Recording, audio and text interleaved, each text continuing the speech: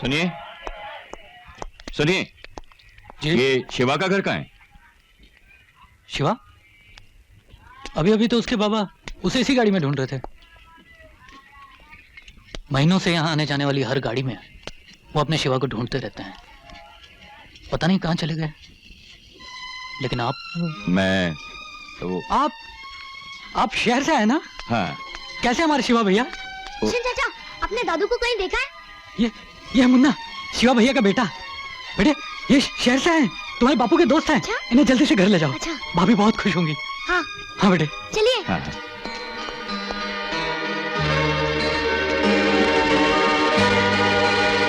माँ, माँ, क्या हुआ मुन्ना?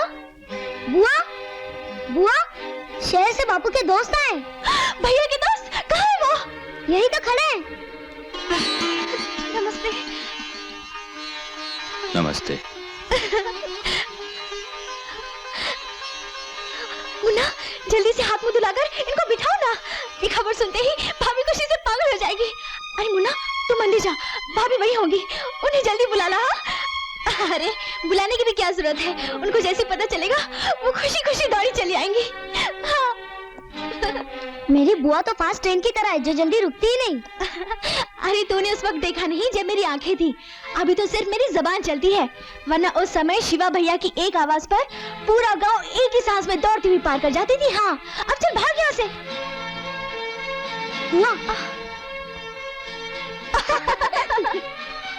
बहुत बदमाश है।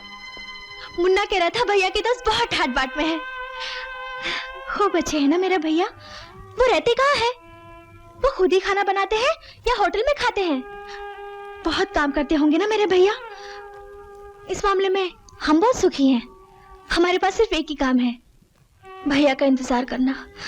कब आएंगे मेरे भैया? माँ, माँ, शहर से बापू के दोस्त आए। मुझे मालूम है भैया जब ढेर सारे रुपए कमा लेंगे तभी आएंगे। वो तो शुरू से जुबान के पक्के और सच्चे हैं।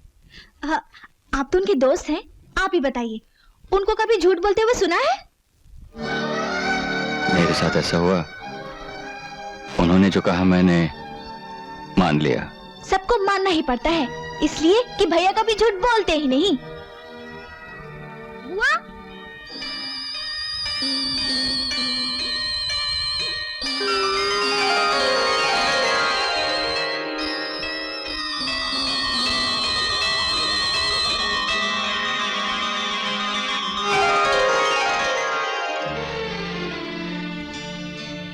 ये क्या कर रही हैं आप?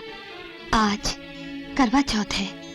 आज के दिन पति का संदेशा लाने वाला ईश्वर के समान होता है, और ईश्वर के चरण छूना तो धर्म है।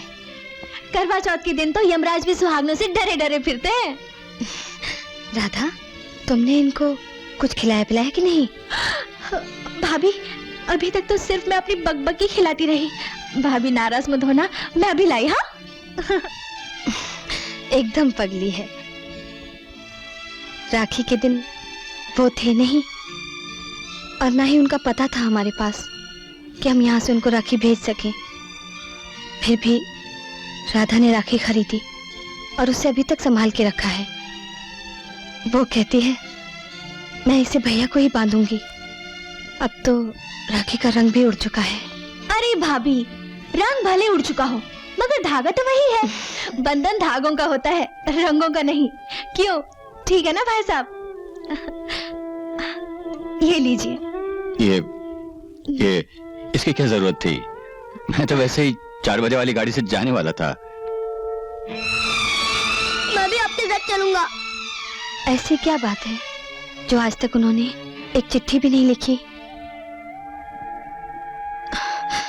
उनसे कह दीजिएगा कि मैं तो कैसे भी जी लूंगी, लेकिन कम से कम अपनी अंधी बहन, बूढ़े बाप और मुन्ना का तो ख्याल करते। जब भी ये डाकिये की साइकिल की घंटी सुनती है तो पागलों की तरह दौड़ जाती है, और बाबूजी को रेल की सीटी में उन्हीं की आवाज सुनाई देती है, जैसे वो बापू बापू पुकार रहे हो। अगर वो हमारी किसी भूल की सजा देना चाहते थे तो हमसे कह दीजिएगा कि हमने काट ली है सजा, अब और सजा हमें न दे और जल्दी चले आए। मैं चलता हूँ। वो उन्होंने कुछ ये रुपए दिए थे। मेरी तरफ से भैया को यह कह दीजिएगा कि मुझे आंखें नहीं चाहिए, उसके लिए पैसे कमाने की कोई जरूरत नहीं है, वो बस लौट के आ जाए। और मुझे खिलौने भी नहीं चाहिए, अब मैं बड़ा हो गया हूँ। हाँ हाँ बेटा, तू बड़ा हो गया। हाँ मैं ये सब उनसे कह दूंगा। हाँ सब कह दूंगा उनसे। हाँ सुनिए, आपसे एक प्रार्थना है, अगर वो किसी कारण कभी घर नहीं आना चाहते हैं तो वो जहां है वहीं हम सबको भी आप पहुंचा दीजिएगा।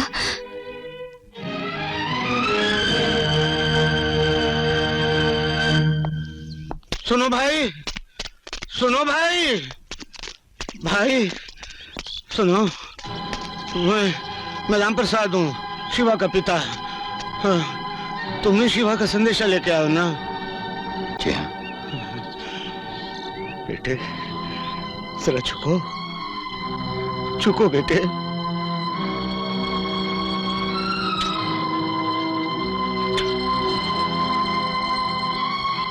बरसों के इंतजार ने मेरी आंखों की रोशनी धुंधली कर दी थी बेटे, लेकिन आज तुम्हारी आंखों को छूकर मैंने अपने बेटे की तस्वीर देख ली।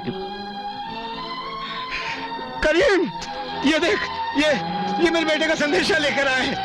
अरे चौधरी, वो मेरे बेटे के दोस्त हैं वो। बेटे, ये सब लोग मुझे पागल समझते हैं, कहते वो कभी वापस नहीं आएगा। देखो बेटे, अगर तुम उससे मिलो तो ये कह देना कि पहली गाड़ी से वापस आ जाए। मैं उसके बगैर नहीं रह सकता बेटे, कह दोगे ना? जी। अरे बहू साहब, मैं हुसैन हूं साहब, शिवा का दोस्त।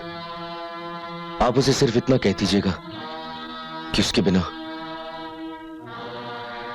बिना मैं अधूरा हो गया हूं। बहुत याद करता हूं उसे।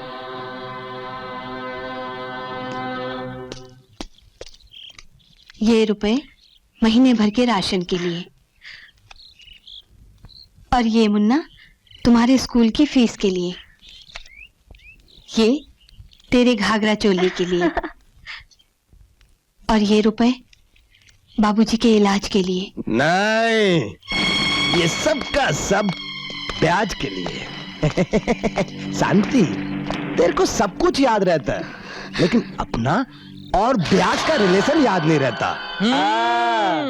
लेकिन अपना रिलेशन भी डायरेक्ट उस कुत्ते की नस्ल से है जो नोटों की खुशबू सूंघते ही उस पर झपट पड़ता है, ताकि ब्याज और वसूली का रिलेशन अपनी जगह बना रहे। लाला से रिलेशन तो दिवाली, लाला से नो रिलेशन नो दिवाली, दिवाला। माया तेरे 3 नाम, परसी परसा परसराम।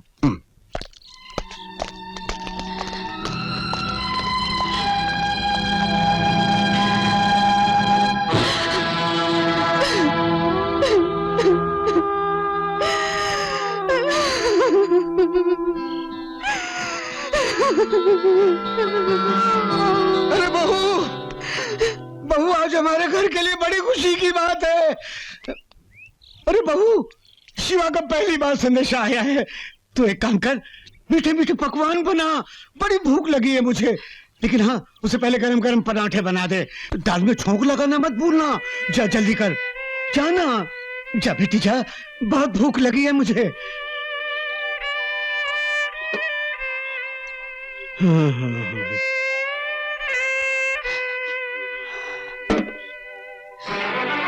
अरे बहू, तूने चूल्हा क्यों नहीं जलाया अभी तक?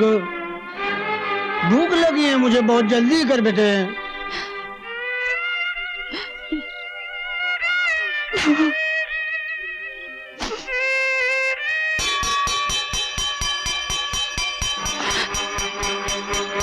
नहीं नहीं बहू, मुझे खाना नहीं खाना। शिवा आ गया है बेटे, मैं जा रहा हूँ। वो आ गया है, मैं जा रहा हूँ बेटे। ये तूने क्या किया बोल? तेरे दादाजी के साथ वैसे भी कुदरत मजाक कर रही है, अब तू भी उनके साथ मजाक करने लगा। मैं क्या करता माँ, मुझे मालूम है घर में खाने के लिए कुछ भी नहीं है, इसलिए मुझे करना पड़ा।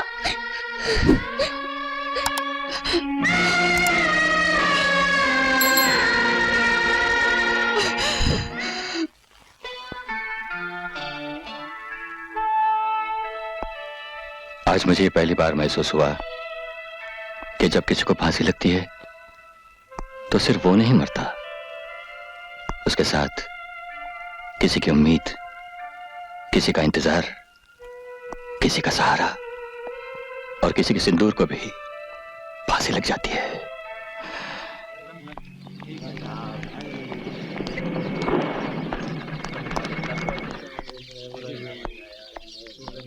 बहुत जरूरी है वो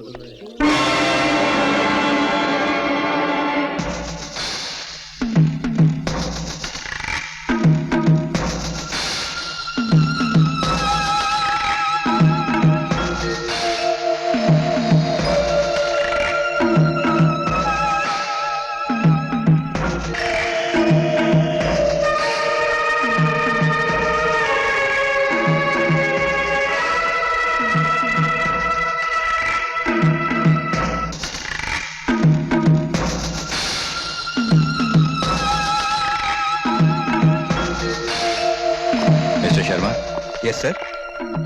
ये मुजरिम कौन है? ये शंकर है, इस शहर का सबसे खतरनाक गुंडा। डाका डालने से लेकर मर्डर करने तक कई केस हैं इस पर, मगर इसको सजा आज तक नहीं मिली। क्यों?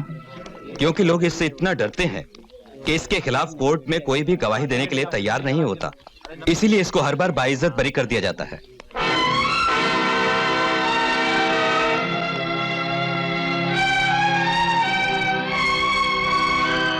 मेरा नाम खानम है, यहाँ बड़े बड़ों को नचा दिया मैंने। चल, कैसे नहीं चलेगी? चल, नहीं नाचेगी। खानम के साथ ज्यादा नखरा नहीं। चल।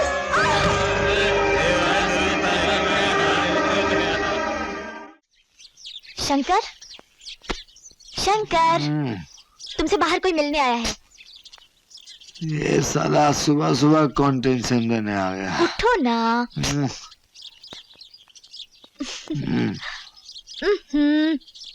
ये लो, चलो उठो। अरे बाप रे।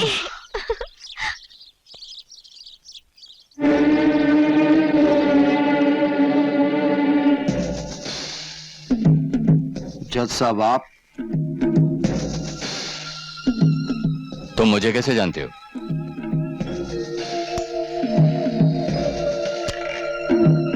जज साहब, जैसे हर जज को मुजरिमों की जन्म कुंडली का पता है ना, उसी तरह हर मुजरिम को जज की जन्म कुंडली का पता है। आपने 11 नवंबर 1980 को यहां ज्वाइन किया और आपका पूरा नाम है राजीव वर्मा, जज राजीव वर्मा। तुमने सिर्फ आधा ही सच बोला है।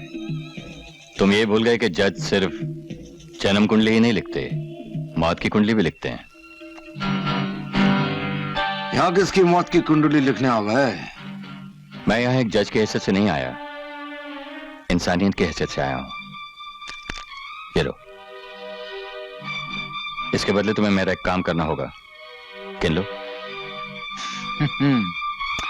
जैसा अपन उनमें से हैं जो नोट गिनते नहीं, तौलते हैं।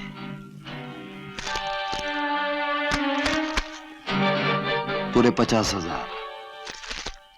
नाम बताओ, किसका करना है? बात दरअसल ऐसी है कि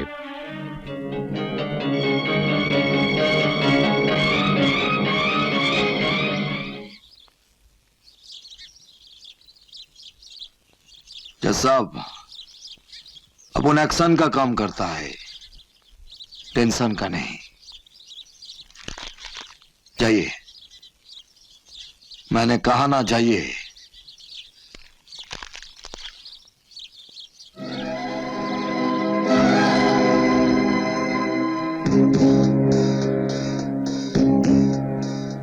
शंकर, तुमने तो बहुत गुनाह किए।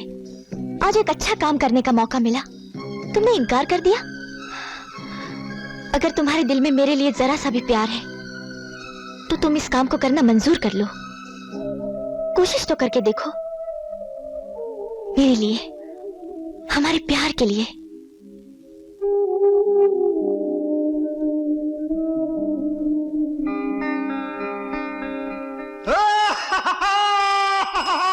अरे अरे शिवा भैया आ गए रे!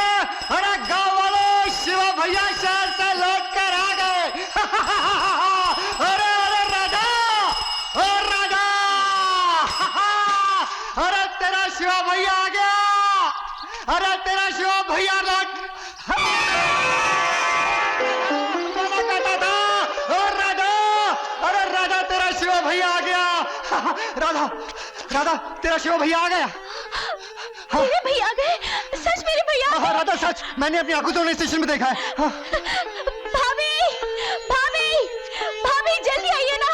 क्या हुआ? भाभी, भैया आ गए, मेरे भैया आ गए। मुझे जल्दी से उनके पास ले चलिए, मुझे ले चलिए। माँ, क्या बात है? क्या हुआ? मुन्ना, तेरे बापू आ गए। सच? बापू